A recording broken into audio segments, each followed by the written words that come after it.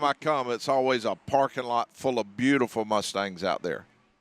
All of them's pretty to me. I like all the Mustangs and well, just cars in general. Really, I'm a car nut. Really. Well, you got one right behind us here that is your Mustang, if I'm not mistaken. It is. I bought that about 12 years ago for my wife from the guy that bought it new. His name was Sam Bradley out of Washington, Georgia, and he was an elderly gentleman when I bought it from him, and he's since passed on, but he really took care of that car. That car's got the original interior and all in it.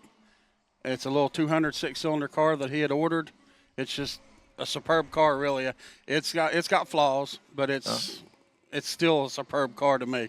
Yeah. Well, it is beautiful. Brings back so many memories, and those were beautiful, beautiful cars. While you're here, I want to do one thing first. I'd like to toss a tech tip quiz out there, and the first tech tip quiz will be, and this will be a winner of not only tech tip quiz, but they'll get one of our new shirts that actually states that you're a tech tip quiz winner. When was the first Mustang sold? So if someone knows the answer to that, they could be a tech tip quiz winner. If they're here, they can come on by and let us know. And if they're not, they can call in 800-224-9090 and answer it that way. Now, the question I wanted to ask was David, Collision Safety Consultants of the CSRA. He works with a lot of vehicles, and I wanted to check with David and find out if one of these, either a classic like this or just a beautiful Mustang that's got, it's a little different than your average car. Do you work with those type vehicles? Oh, absolutely. I mean, these folks right here are ones who invest in the car. They put a lot into it. So definitely when they get into a unfortunate situation, whether their car's in an accident and it totals or it's hit by somebody or they hit something, nobody really recognizes the amount of value that car has, right? They realize that, but then sometimes when they're dealing with the insurance companies, they don't see that. So, you know, I get the opportunity to help people get what they're owed. I had a Mustang we were talking about before we come on the show. I think it was a 2021, and they valued it at like $26,000. I ended up helping the person after they invoked the appraisal clause, and we got them $31,000. So we were up, you know, almost $4,000 more than what they were initially getting. So, you know, for somebody that's, you know, it's totaled, now they've got to go out and find another one. They understand what they're going to have to buy or pay to get another car, and then what they're going to invest into it to get it back to where they were. So I enjoy it. It's always fun. And Bo, I think that's something important for the team members to know, because that person writing that estimate, it's not that they're trying to give the person that much less. They just have, well, David probably wouldn't agree with it, but they, many times, they just don't know what that car's worth. They have no idea. I would agree 100% with that. A lot of them don't know. A lot of them wouldn't know, and they don't realize the blood, the sweat, and the tears that you pour into these cars. A question for you, David, is like say my 66 here behind us. I have an agreed value through Haggerty Antique Insurance. Okay. An agreed upon value. If for some reason something happened to that car, I also have the option to keep the car. Yep. With all that being said, even though I've got an agreed value, and I just say I haven't updated my policy lately, and something happened, and I had, say, $5,000 or $10,000 more dollars invested in that car, is there anything that could be done about that? If you've already agreed on that value, that's where it's so important that I tell people all the time, look at your policy every year that you renew it, right? Like we saw car values, you know, during COVID that just skyrocketed, right? And people that made purchases then and what cars are worth today. So if you had an agreed value and you haven't changed that to where it was, you're stuck at that value. So sometimes that's not a great thing. A lot of people believe that, hey, I need to get an agreed value and this is where I need to be.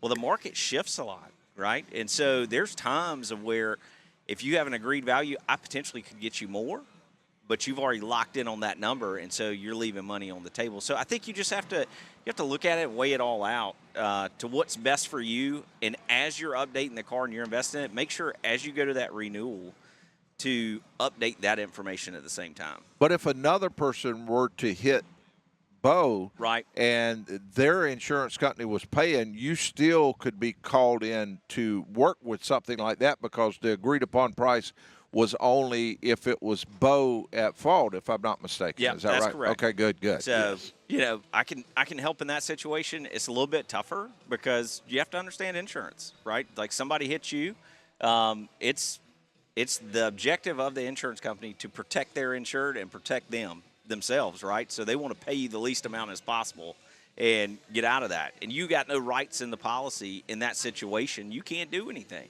Mm-hmm. So you have to go through your insurance. So I tell people all the time that is the importance of watching your insurance policy, reading through it, making sure that you've got the coverage you need in the event of a loss. Mm-hmm. And then don't be scared to go use your insurance. That's the other thing. I got people that will call me and say, well, is my insurance company going to get mad at me? I'm like, what are you talking about? You pay them every day. Why would they get mad at you? That's why we pay them. Exactly. Y'all ready to go to calls? Let's do it. All right, here we go.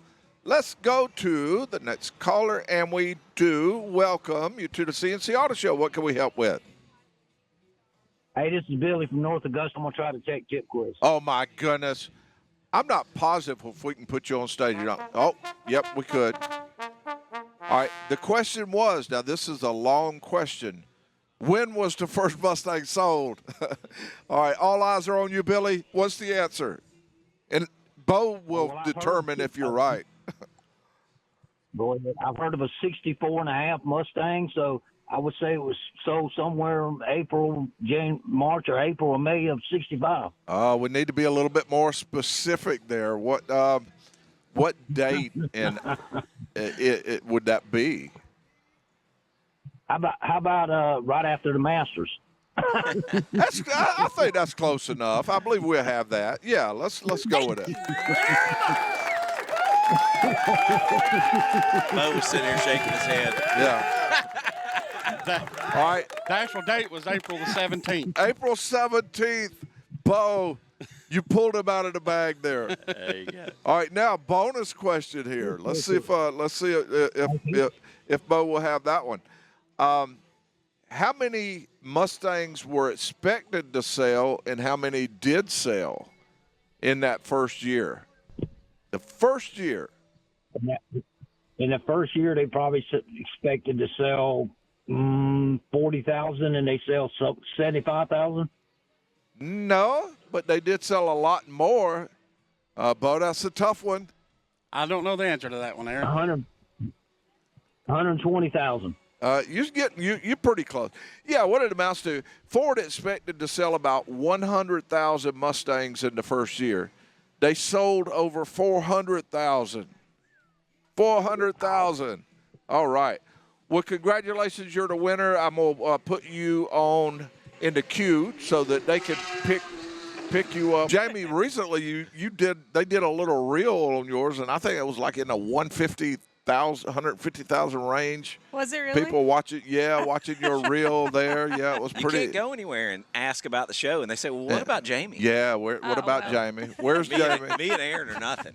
We got another guest here with us. Yes, sir. We have Jared of Evans. Jared's vice president of the CSRA Mustang and Ford Club, and he is one of the ones that helps in putting on some of the events that they have here. And I think it's a beautiful thing to have because it gives the community an opportunity to come out and see cars and just have a good time. And there's no charge to get in. Yes, sir. It's at C&C Automotive here on Washington Road. Jared, what's some of the things that you expect to see during the course of the day? Obviously, a lot of beautiful cars to start with, but just a lot of good times, fellowship with fellow car enthusiasts, and if anybody needs any help with anything, we all pretty much know anything and everything about cars, so or at least Mustangs. So we'll help out when we can and just have a good time and enjoy the day. Beautiful weather today, so. Yeah, it is. Oh, it is gorgeous out here. Oh, yeah. Now, I had mentioned one time before that if anyone is considering restoring a vehicle or even going out and purchasing a vehicle, then I would strongly recommend getting involved with one of these car clubs, or at the very minimum, come out and talk to some of them and walk around, because one little item on a vehicle might make the difference between it being worth one amount and another amount. And so if you're looking at a vehicle and you're paying X amount of dollars because it's supposed to be a certain thing, the people in that club would know that. They would say, yes, that is authentic. That is, or they might even say, you need to talk to this person or that person about that particular item. So yes, sir. Yep. you can just learn so much, and it can be very beneficial to you. Oh, yeah, most definitely. And then even like you said, you go out here and you might see a car just like yours, and you can compare and kind of contrast, like, okay, maybe mine's missing that one, or, oh, he did this one differently, and I like that one. Do I like the way that looks better, so I'll do it that way, and you can learn tips, tricks, and, just. Oh, I thought you had something, David. No, I was going to say, I'm shaking my head. I mean, I think, especially if you're new into getting into buying one of these cars, I think the importance of a pre-purchase inspection, if you're going to buy one used from somebody, like, know the person you're buying it from, but also just have it looked at by somebody else. Make sure you're not buying a dud. That's a lot of people invest a lot of money in these things. Oh, yeah. But there's also some scammers out there that will try and scam somebody who doesn't know. Oh, yeah. So I think that's a huge importance there. So yeah, most definitely. And Jared, I'm not sure if you know David here, but David is CSRA Collision Safety Consultants. Collision Safety Consultants of Central Georgia. Central Georgia. Yep. And what he works with vehicles that have been in an accident, and they are going through the insurance issue as far as to determine either a fair market value for the vehicle or diminished value for a vehicle, or they're just having problems getting the vehicle repaired correctly, yes, sir. And they don't feel like they're being treated fairly. That's who a person should call, and he will work with you real closely. And I've looked through some of his items that he's had. He saves people a lot of money. Oh, yeah. And I would say on average, roughly $5,000 a pop. And that means, when you say that means some have gotten 15, 20, 25, and some have gotten 2, 3, and 4. But on average, I would say it would come out to about that range. So the most impressive one I had, and I know, this is a Mustang club, but I had a Corvette. Okay. Yeah. So I had a Z06, and this was a 16, and, those are nice cars. Oh, and Corvette enthusiasts are just as strong passioned as Mustang enthusiasts. Oh, yeah. And this person had put a lot of money in it. It had less than 20,000 miles on it. Fortunately, he wrecked it and totaled it. The insurance company valued it at roughly, I think, about $83,000. He had all his receipts. He'd put over $50,000 into this car. Good. And after we invoked the appraisal clause, I negotiated for him. We got him $120,000. So we got almost $32,000 more than what they were initially offering. That's big money. Yeah. Well, it helps that person recoup everything they put into the car, Oh, yeah. right? Mm-hmm. And it's gone. Yeah. So, that's for me. I know what you guys are putting into it, and just trying to make sure I'm a fair, independent appraiser that's giving you the right information, helping you try and work through that situation. So. Oh, yeah. Well, hopefully I don't ever have to go to you, but if I do, I know who to go to. So. Nobody ever calls me because they want to. Yeah, exactly, so. right? And this next item that we received an email earlier. Not a lot of these emails, I just answer them and instead of worrying a whole bunch about getting them to call in and stuff like that. But Buck from Florida wrote in, and he said he's constantly having issues with his 2019 diesel truck DEF system, and he asked if I had any tips for making it last longer. And I wrote him back and told him that the number one thing, and I wanted to see if you agree with me on this, Jamie. I might be wrong. There might be other things. But in my opinion, using a good, high-quality DEF fluid is key to making the system last longer. When you use the cheap DEF fluid, it tends to crystallize, and that's the ones that we find the things like the sensors are bad, the little nozzles get all clogged up. The dosers. Just one problem after the other. So I use Peak. It's the Peak Blue Def antifreeze. Def fluid, and Peak Def has been very, very good for me. I've been using my truck's a 2017 diesel, and I really hadn't had any problems at all with the Def system. Well, other than that, just make sure that you remember that DEF fluid has a life expectancy. Oh, good And point. check the expiration date on it if you're buying it. If it looks like it's been sitting there a while, don't buy it. Yeah, and that's one reason I like to buy. I buy a certain quantity at a time, but I don't overbuy it for my own personal use. Now, of course, for the shop where we put it in a lot of vehicles, we buy a large portion at a time, a huge amount of it. And but as far as just for my personal vehicle, I only buy them a smaller quantity at a time when I'm going. But I think that's very important when you're dealing with those type vehicles. I think the car show, it'll be going on till 4 o'clock. Now, of course, the show here will be live from 8 to 10. 8 to 4. 8 to 4. We'll be here 8 to 10, but the show will be going on 8 to 4. So if somebody wants to come look at a good car show, lots of Mustangs, lots of fun, come on out. And that's on C&C Automotive on Washington Road. And, David, I have a good one for you. Uh-oh. This was a insurance claim that someone filed. It was probably not a great insurance claim for them. It seems that 3 Los Angeles area residents have been sentenced to jail time after pleading no contest to felony insurance fraud in a scheme that involved dressing in a bear costume to stage fake attacks on luxury vehicles and then filing fraudulent insurance claims. Yeah. Well, there are different departments inside of the insurance companies that are like the SIU department, and they investigate faulty claims. And we see it a ton during hailstorms. People will get out there and they'll take a hammer and beat on their car, or take and like put something in a sock and smack their car, but it makes these jagged edges in it, so you can tell what's hail and what's not. Those are ways you'll see people that'll key their cars up and then bring it in to try and get it painted. So it's there's all kind of different stuff. That is nothing new to the game of people trying, but dressing up in a bear costume. That is clever. That's good. I hope they recorded that because they could probably get 1 million views to this thing. They turned the claim in with the video now because they claimed that they were able to catch it on video that the bear did it. And so they started examining the video real closely, and they called in an expert, and the expert said, no, that is clearly a human dressed in a bear costume. If they haven't thought about this needs to go on YouTube. Yeah. There is no telling how much money they could make. But they turned in roughly about $142,000. One was a Rolls Royce, one was a Mercedes, and they took the same video and turned it into multiple insurance companies. So you got to imagine these people. I mean, if they're driving Rolls Royce and Mercedes, like they've got some money. So I bet this bear costume was fantastic. It probably was. I was sitting here thinking, well, I wonder if they dubbed in bear noises while they were, They were not extra smart, though, to do that. That was not a good move. Not everybody that's got a lot of money is really smart either. So. No. I mean, to sit there, I mean, you have to know that with a video you're going to be able to examine it real closely. Yeah.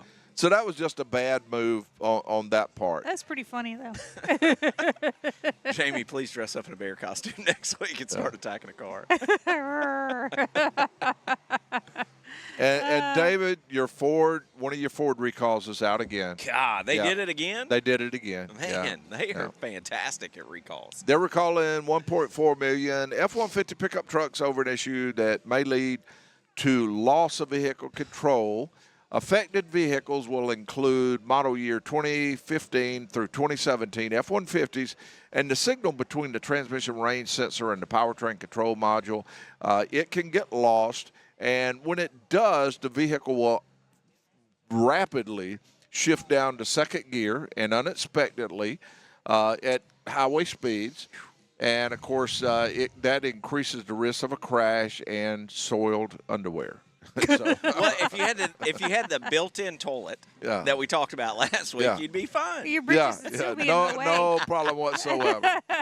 And the reason we like to mention some of these recalls that they have is that if you think you may have a recall on your vehicle, or you just want to check and find out if it does, just get your VIN number or your tag number. Go to nhts.gov/recalls.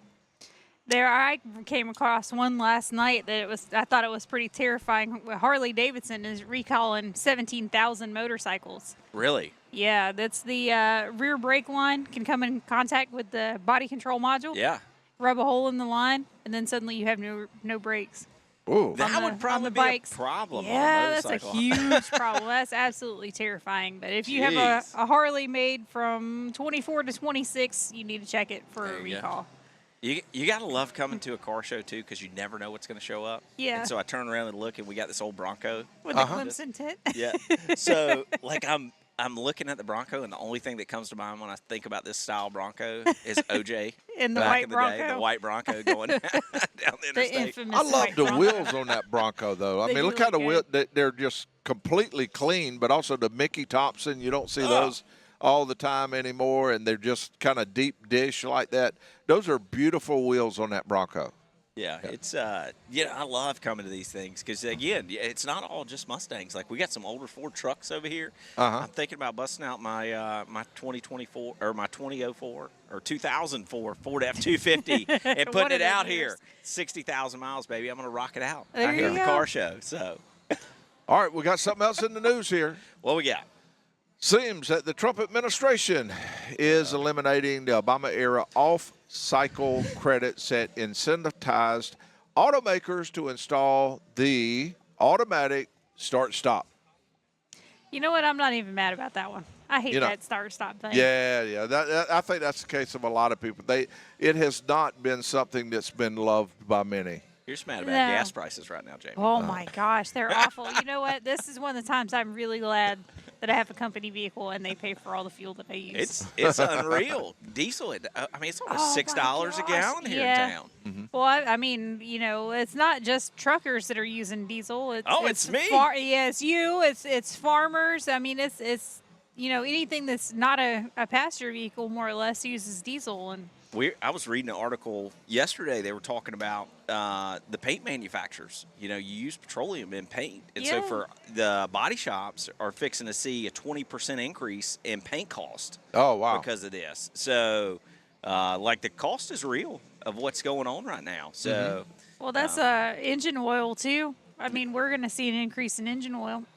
So Yeah. not only is the fuel going to cost more, it's going to cost more to do your PMs and paint, and the cost of everything is going to go up because trucks move everything. yeah. I did read one article where they said that they may not be able to they may run out of 016 engine oil. Really? Yeah, they may not have it. You may not be able to get it, period. So I'm not sure what they'll replace it with. I'm sure there'll be some type of approved oil that you can put in instead of that. Supposedly you can use 020, you know, in a pinch, but you're not supposed to do it consistently Yes. as a replacement for 016. But So there may be some big things like that coming up in the near future. Okay, the one of the next items that we had, we hadn't covered these in a while. We've talked about them before, but it's something that's a lot of fun to talk about, and I don't mind telling you, it's a passion of mine, something I would like to eventually have, and that's one of the flying cars, which is actually the price is starting to come down. Aaron is loving this. Yeah, I do. I do. And there's many on the market now. I mean, it's Jetson 1 is the number one. But right now they're starting to many companies making them, and the price is starting to drop.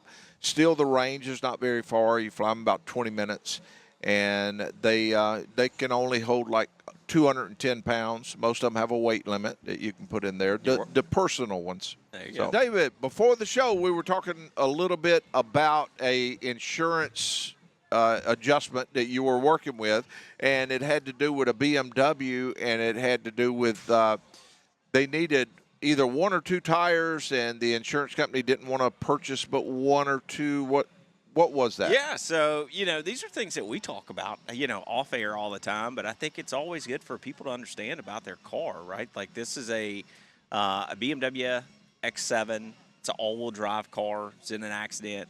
The left front tire got damaged, wheels, some suspension.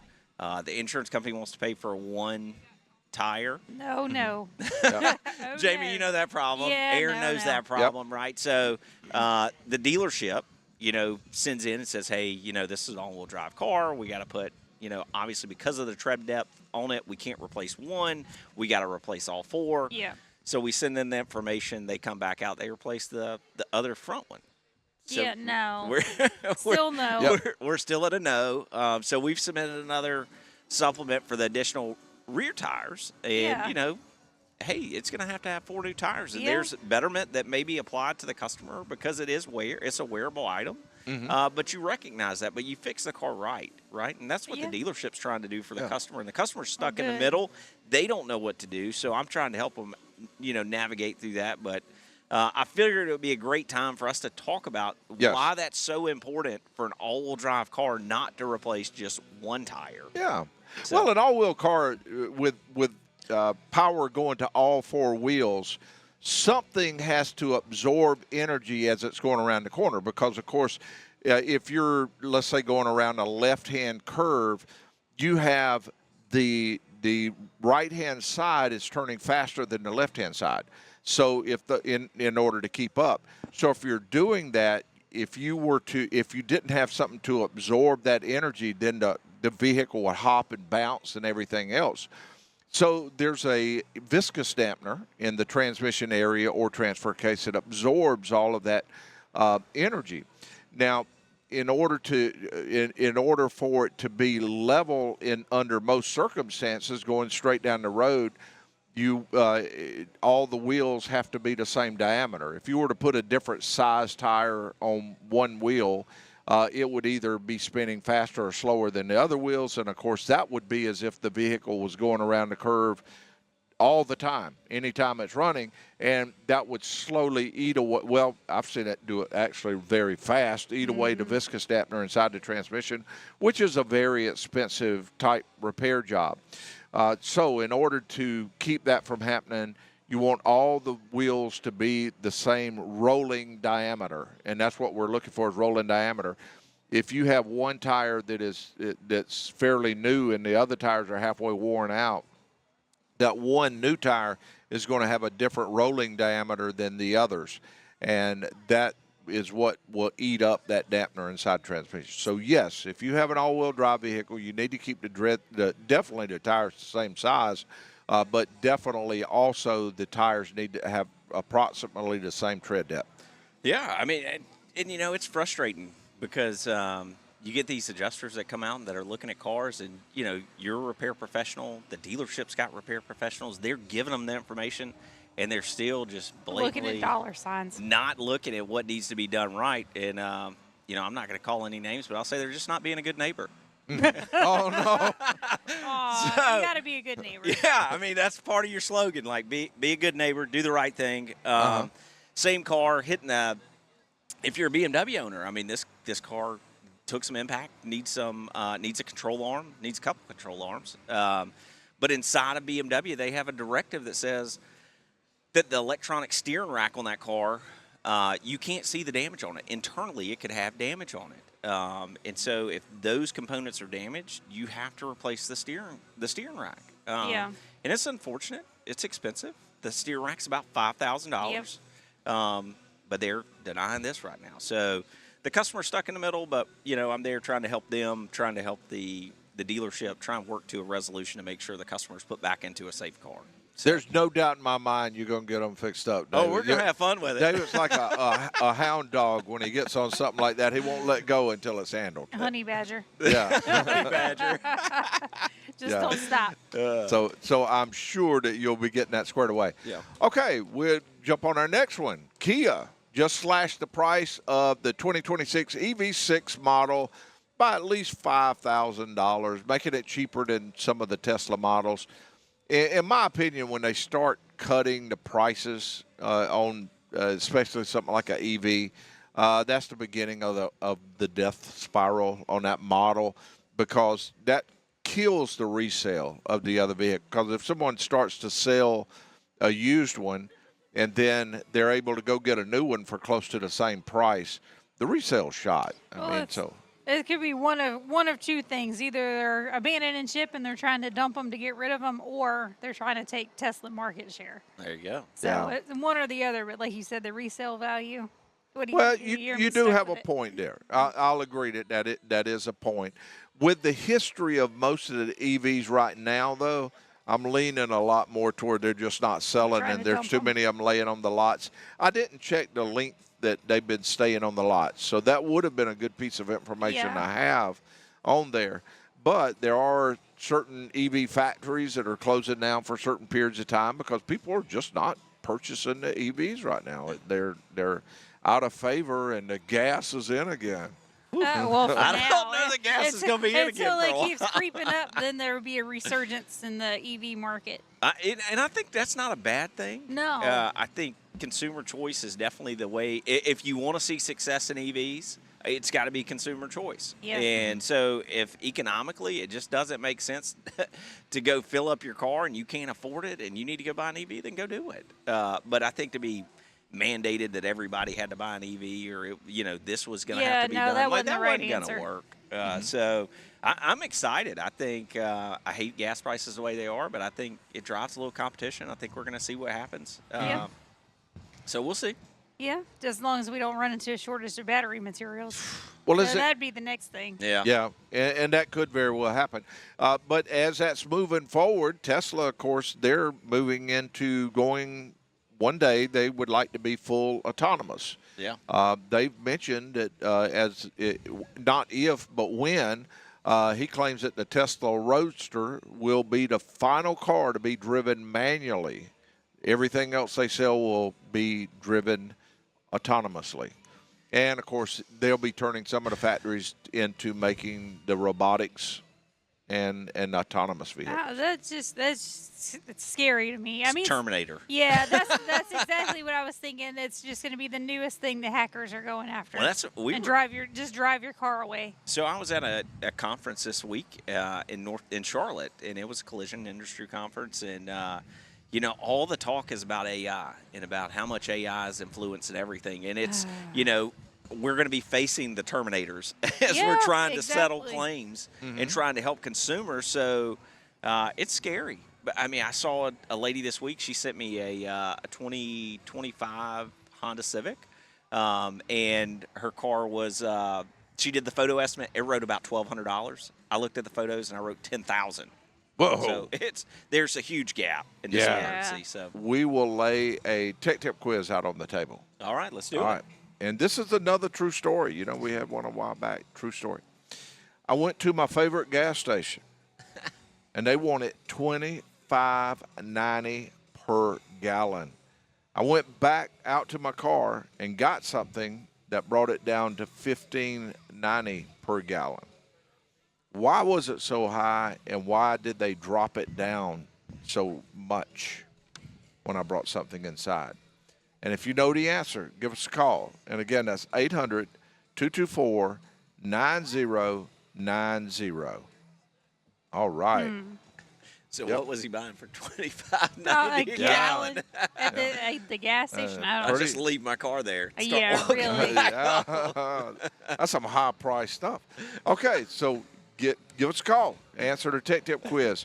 Okay, David, Yes, you sir. had mentioned we talk a lot during the break, and you talk about some of the cases that you've had, and we discussed the situation with the insurance company only wanting to buy one tire on an all-wheel drive vehicle, which is not a good idea. We talked about that last hour.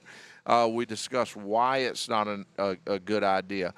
What's the number one thing that you seem to find that saves people the most money when you're handling an appraisal clause?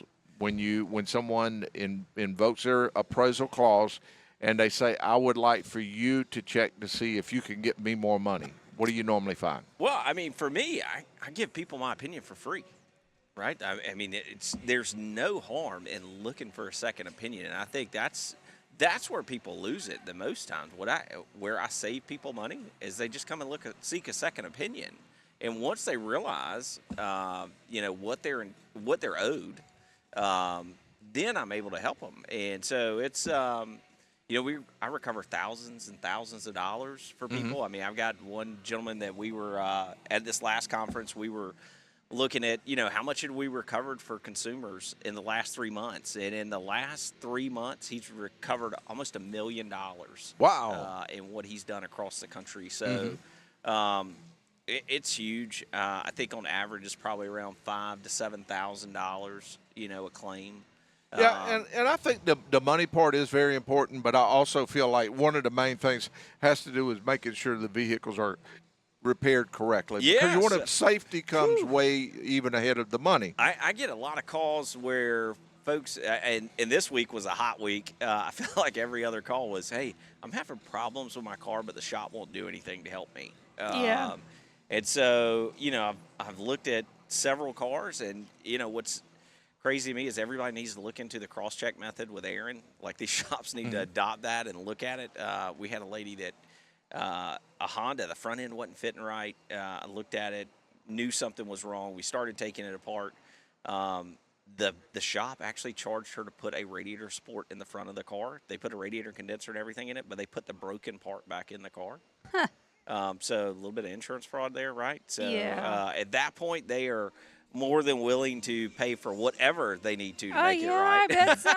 It's a whole lot cheaper than a lawsuit.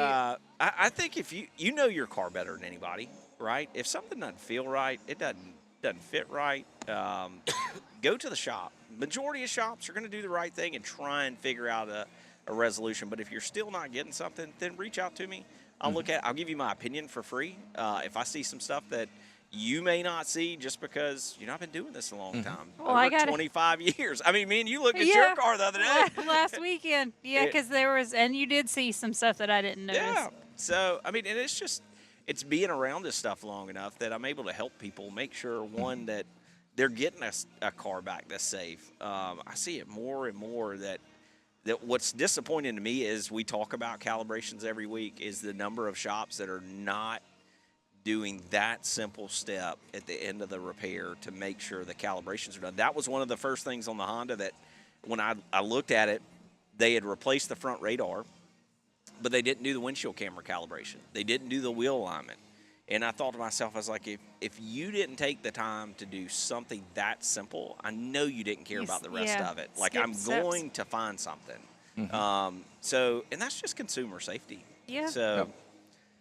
And we run into the same thing in the repair side of it because we run into so many things that could be done simple and it turns into something big. And one of the things that we're running into right now more than anything this time of year has to do with transmissions.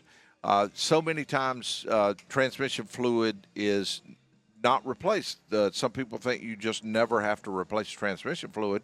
And the next thing you know, the vehicle has 80, 90, 100,000 miles. Their transmission starts acting up a little bit and doing something unusual.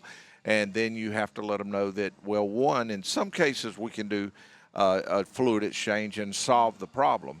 In other cases, if it's gone too long, then all you can do is major transmission work. But going ahead and getting that old fluid out of there early, and especially if you pull a boat, a trailer, or something like that where the transmission fluid gets really hot, it needs to be replaced. And usually somewhere, depending on how much load you're carrying, it's between 30 and 40,000 miles. On most cars, I recommend it somewhere around the 40 to 60,000 miles. And doing that, you get a lot of extra life out of your transmission. Doing things like your coolant exchanges, that just makes radiators, heater cores, all of these parts last longer. Differential services. These are all things that if you do now, it will save you a lot of money. Now, that's if you plan to keep the car. If you're selling it in a year, I wouldn't recommend doing all that because you're not going to get your money's worth. And, of course, I take that back because many people, even if you're selling a vehicle, they love to see that you took care of your car, the maintenance history. So those are all things. Sometimes it's just the basics. If you can just do the basics and feel your car and notice if something's wrong, that makes a difference. You ready to go to the calls? Well, I never saw the thing about. I never really thought about the transmission fluid exchange with the BG until we started doing the show. But the front end collisions that just damage the radiator, the condenser, the transmission coolers, and those cars lose that transmission fluid. What damage could be caused if you don't have enough fluid put back in it over Exactly, time. So, yeah. yeah, let's definitely get the call. Yeah, we had 2 cars come in this week, and both of them had, or vans, anywhere from 50 to 75,000 miles transmissions burn up, and both of them, the fluid was black. Never been. Okay, we'll go to the next caller, and we will go over to James. Welcome to the C&C Auto Show. I'd like to take a wild stab at your tech tip quiz if I could hear it again. Oh, absolutely you can, and we can do that really quick. This is a true story. Went to my favorite gas station. They wanted $25.90 per gallon. I went out to my car and got something that brought it down to $15.90 per gallon. What was it? Why was it so high, and how did they drop it down so much?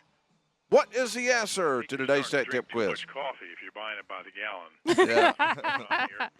Yeah. You got your coffee deal there at your favorite place, and you forgot to bring in your identifier for that, so it went down from $3 something for 16 ounces or something down to about $2.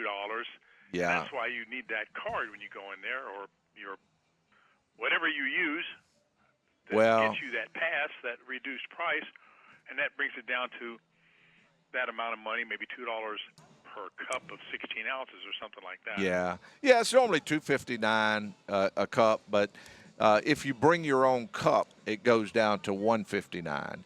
And so I went outside, I got my regular coffee cup and refilled it. And then it's classified as a refill. You get a refill, it's a lot less money. And the reason I want to mention this is I want everyone to take advantage of things like that. I mean, not only the gas, you can go to the stations and work up a deal on gas. Also, you can get good prices on things like coffee and just a lot of other things. So, James, we appreciate you answering the Tech Tip quiz. I'm going to put you over there with Mason and Anna. We got a phone call here, so we'll go over to the next caller. And we welcome you to the C&C Auto Show. What can we help with? Well, good morning. Yes. So I have an opportunity to have a problem solved on a 2007 Lincoln Town Car that's old enough to boat. So the car's only got 47,000 miles on it. Oh. It's garaged in a climate control building. We drove it 300 miles last year. And but I think the driver's door module has got a problem. Mm-hmm. The door locks don't work.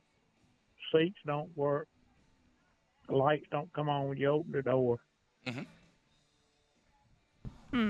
It could be. What do you do for that one?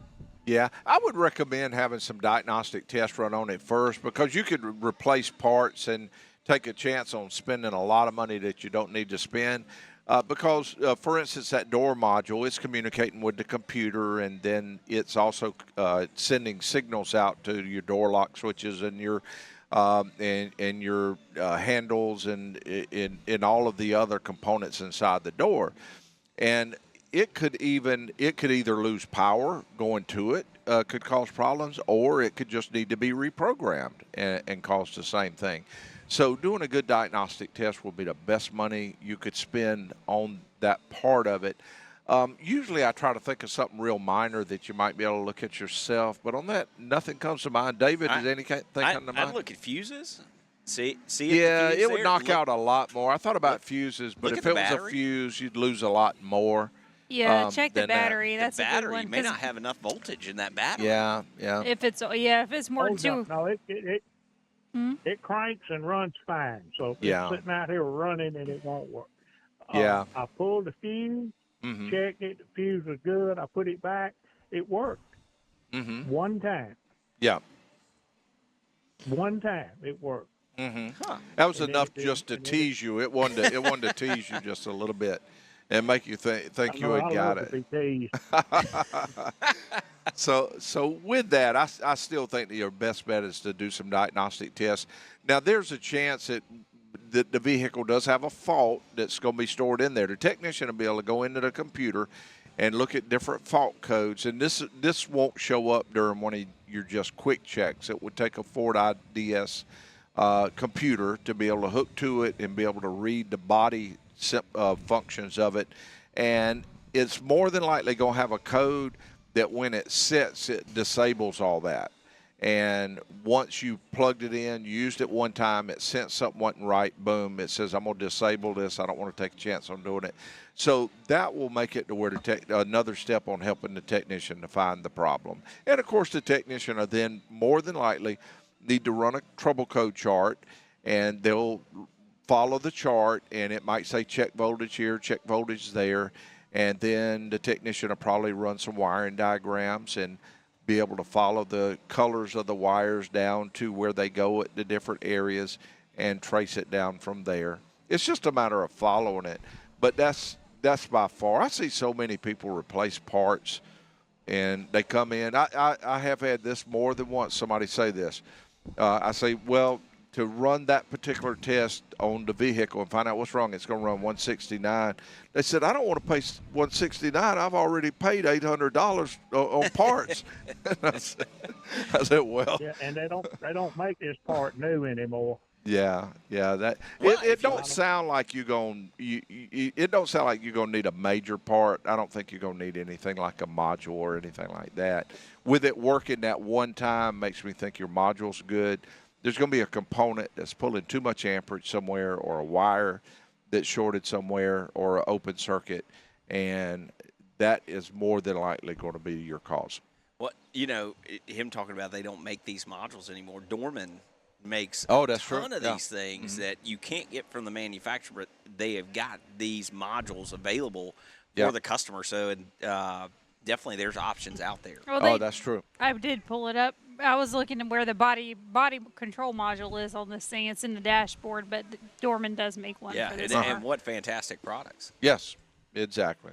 So, I think there's no doubt that can be found, but it would all start with that diagnostic test, and that will probably save you more money than almost anything else you can do. And you're trying to tell me you got the equipment to do all this? Shut up.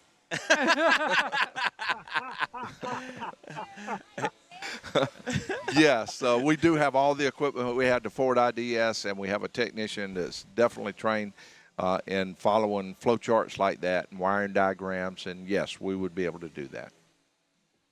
So I need to call Al Wiles. Yep, Al would do it. He's a great service advisor and fleet manager and all kind of other things there. Yeah, he would be able to get everything relayed to the technician. All right, we can do it.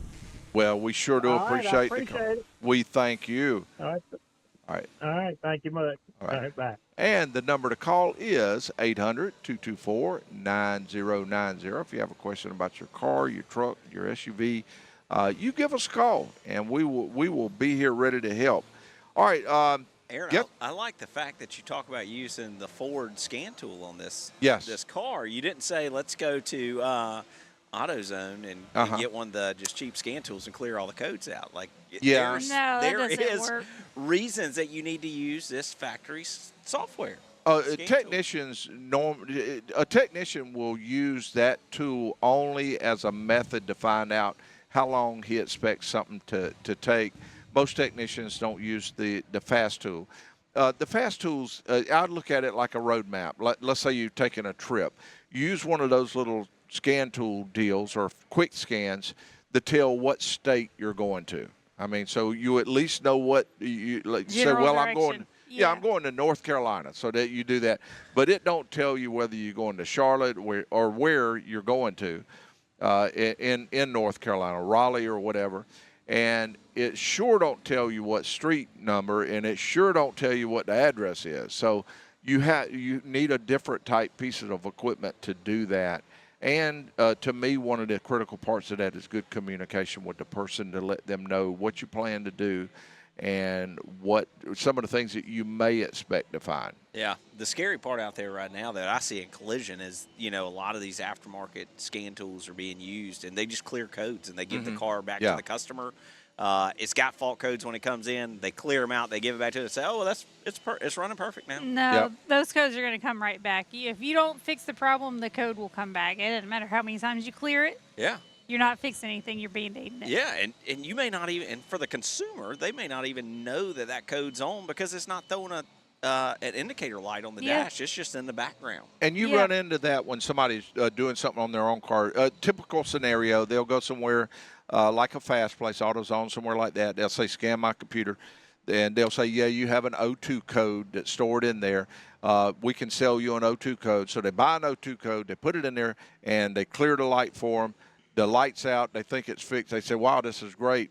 But then 3 days later, it comes back on, and they think that something else is there, that O2 fixed that other part. No. The car has to go through drive cycles. These drive cycles might include the heat up, cool down several times. It might include going down the expressway at 80 miles or 60 miles an hour for a certain amount of time. Or 80 if you're Aaron. 80 if you're Aaron. And it has to go through that drive cycle. And sometimes those might take days or even weeks before they go through that. So your problem wasn't solved. All you did was cleared it so it can go through another drive cycle. Hyundai is resuming sales of the 2026 Palisade Calibrations. The what? Oh, don't even ask me. Never mind. We're not going to say that again. I knew I would mess that one up. It paused in March following, this is unfortunate, following the death of a 2-year-old girl. The automaker finalized software fix for the powered second and third row seats that were involved in the death. That's very sad.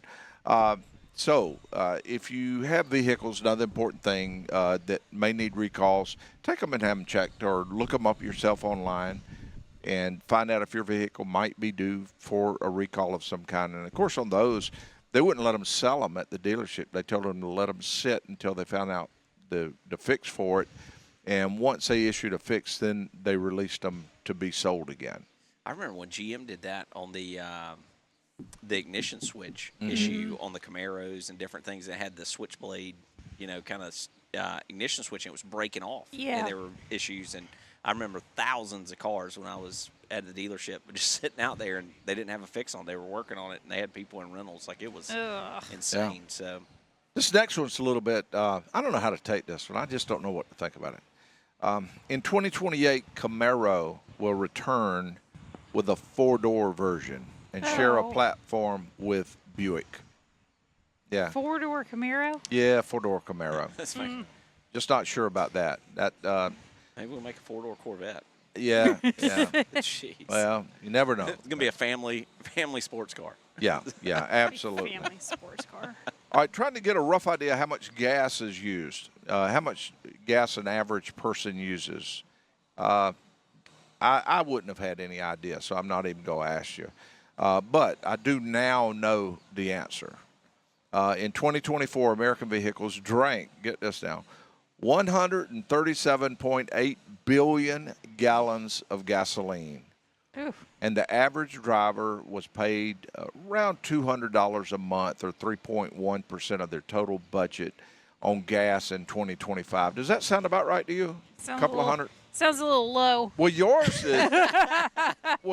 is probably lower than that, Jamie. You get a company vehicle. Oh, yeah, but that company vehicle drinks it. It drinks it. The fuel economy is great in that thing. It's like 21 miles to the gallon of that F-150, but my personal vehicles, I might be fill up once a month.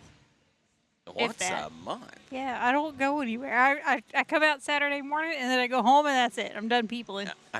Did I tell you about my wife? She took my truck to the gas station. Oh, and, yeah. She's filling up my truck, and she calls me, and she's so excited because she, I got a diesel, and it hits right on the number. I'm a very even number guy when I'm trying to get the pump. I'm sitting there trying to get it to go. Well, it stops at $100, and she's feeling fantastic. She calls me. She's like, "Yeah, I got it right at 100, and it stopped." And then she checked the gauge, and it still wasn't full. Yeah. Ouch. She was like, "I got to go fill it up some more." I was like, "Oh, yeah, the credit card stops them usually at 100, depending on the station. Yeah, and they're going to need to raise that limit now because 100 is pretty common. Oh, yeah. On a lot of vehicles now. To grow, so that's not uncommon at all. But anyway, Americans use up a lot of gas, and that's just the way it is. I mean, they like their vehicles. Next item, we had the catalytic converters. People were stealing them on a regular basis. Oh, it's coming back. It's coming. No. Well, I'm sure it is, but this is something different. This is airbags. Honda airbags seem to be the new Hyundai catalytic converters. Car owners are facing hundreds of dollars in repairs after thieves left a trail of destruction in a town in New Jersey. But they're seeing airbag theft in a lot of other places. What? Taking the one out of the steering wheel? Yep. In this case, several Honda drivers. Well, here's the crazy part. In this one place, the person walked out one morning and noticed their airbag was going out of their vehicle. And they said, wow, this is terrible. So they went back in. A little while later, one of the daughters walked out to get in her car. The airbag was gone in it. What do you do with a stolen airbag? Resell them. Yeah, resell them. Collision repair shops. Really? Yeah. Is there a shortage on airbags? Not right now, but they're expensive. So I mean, there's a black market for everything. But what would be very interesting to me is because those things are super sensitive. And if you don't disconnect that's the battery, the other thing like I was as they're thinking. trying to take it apart, if it goes off in front of them and knocks them out and they're in the car knocked out. But this family had 3 airbags stolen. Same family on doing that. And it goes without saying, a good reputable repair shop is not going to put a used or even buy used airbag. But there are markets to where somebody's just they bought a car that was wrecked and they're going to need to get it. They're trying to resell it, so they'll buy the cheapest airbag they can find and put it on there, so they'll have something on the vehicle. Yeah, it's that's awful. Yeah. Yeah. But So all that is a terrible, terrible thing. well, it's only a matter of time, like you said, until it blows up in his face, literally. Yeah, that's what I'm waiting to see. Sweet justice. sweet justice. Those things are no joke when they come out, when they activate. Mm-hmm. We used to have the car shows down at C&C Automotive on a regular basis, the downtown store. And I do remember one of the events that we had is we activated an airbag. And everybody had to guess at how high the airbag went when it went off because we had it facing downward. And I didn't forget exactly what it was, but it was in the range of 25, 30 feet, something like that. What you got to do is get somebody to put a helmet on, and then we'll sit on a seat and set it off and see Yeah. how Oh, you far can to shoot us up in the air. You can see those online. They'll put like an old tire or something on the airbag, and then somebody activates it, and they just go boom. Maybe I can put Tripp in his football pads and helmet and everything, and we'll shoot him up in the air. See how high he goes. All right, David, as far as on collision safety consultants, with those, the way that a person, if they were to look for your services, what number or what's the best way they can locate you? Yeah, so they can find me on Facebook. I'm at Collision Safety of Central Georgia on Facebook. I've got my website that's Collision Safety Georgia, or you can call me, 803-624-9745. You can call me, text me. I'm always available. 24 hours a day. So we have that covered. If you need automotive repair, that's in this area. That's C&C Automotive. We have 6 locations around the CSRA. But along with that, regardless of where you're listening to this at, you're very welcome to give us a call, even if you're in a different area, because I know David will put you in touch with the right person. I'll give you any information I can on helping you with your vehicle, like if you're wondering, should I have this transmission fluid exchanged, or should I have this induction service done on my vehicle? I'm a strong believer in preventative maintenance. I'll be glad to give you whatever information I can. And, of course, I will put you in touch with Jamie if you need to talk to her. She'll get you. Of course. Well, everybody wants to call and talk to Jamie. Well, relay it through Aaron as my call screener. So. But we will get it done. Okay, that wraps up this hour or this show of the C&C Auto Show. Thank you to co-host Jamie Bridges, David Clark, and we want to say thank you to our show producers. That's Mason Rogers and Anna Lopez. And we want to say thank you to the CSRA Mustang and Ford Club for having such a fantastic car show here in Martinez at the C&C Automotive in Martinez. And they'll be here till, if I'm not mistaken, around 4 o'clock. So come on out, visit them, and we'll see you next week with another C&C Auto Show.